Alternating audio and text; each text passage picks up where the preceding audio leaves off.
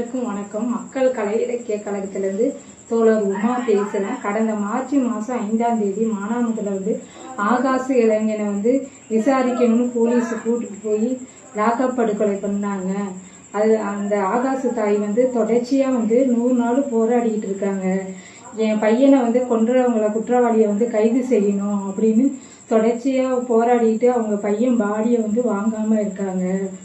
இன்னைக்கு திமுக அரசும் சரி, இப்போ உள்ள தக அரசும் சரி, குற்றவாளியை கைது பண்ண மாட்டாங்க, நடவடிக்கை எடுக்க மாட்டாங்க. ஆனால் பெத்த தாய் தொடர்ச்சியாக போராடிக்கிட்டு இருக்காங்க. என் பையனை கொன்னவங்களை கைது செய்யணும், அப்போ தான் நான் உடலை வாங்குவேன் அப்படின்னு சொல்லிட்டு இன்னைக்கு தூக்கம் இல்லாமல், சாப்பாடு தண்ணி இல்லாமல் அந்த தாய் மனவேதனை யாருமே புரிஞ்சுக்க மாட்டுறாங்க. 100வது நாளாக மக்கள் அதிகார கழகம் 15ஆம் தேதி தமிழகம் தழுவிய கலெக்டருக்கு மனு கொடுக்க வராங்க.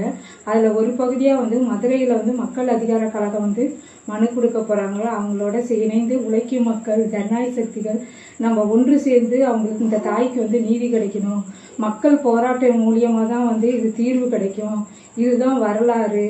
இதனால் உழைக்கும் மக்களான ஜனநாயக சக்தியில் மக்கள் அதிகார கழகத்தோடு இணைந்து 15ஆம் தேதி மனு கொடுக்குறத கலந்துக்கிறோடு அன்புடன் கேட்டுக்கொள்கிறேன். நன்றி, வணக்கம்.